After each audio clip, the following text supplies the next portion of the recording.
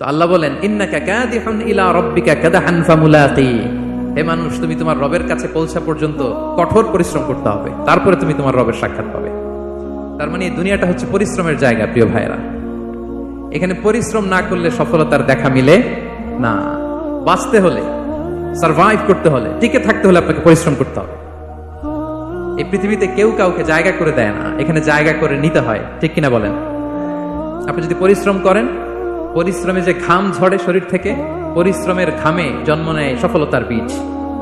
আপনি যখন হাড় ভাঙ্গা পরিশ্রম করবেন, এই পরিশ্রমে যে লোনা পানি বেরোবে, যে ঘাম বেরোবে, এই ঘামেই জন্ম নেয় সফলতার বীজ। এবং সফলতার কোনো শর্টকাট হয় না। প্রিয় ভাইরা, অনেকে অল্পতে সফল হতে চায়, শর্টকাট খুঁজে, আছে না নাই? না, সফলতার জন্য আপনাকে লং কাটে যেতে হবে। ওখানে কোনো লিফট থাকে না, সিঁড়ি বেয়ে উঠতে হয়। অনেকে চায় যে সফলতার লিফটে উঠবো, সুইচ চাপবো, সাকসেসফুল ইন লাইফ। না, এত সহজ না, আপনাকে সিঁড়ি বেয়ে উঠতে হবে। তাহলে পরিশ্রমের কোনো বিকল্প নেই। এই দুনিয়াটা হচ্ছে পরিশ্রমের জায়গা, সংগ্রামের জায়গা।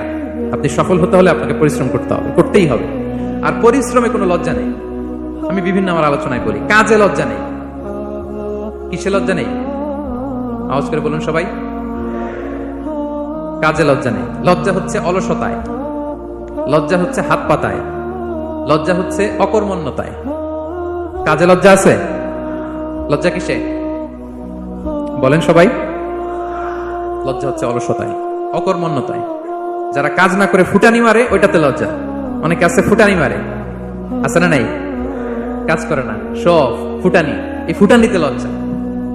কিন্তু পরিশ্রমে কোনো লজ্জা নেই।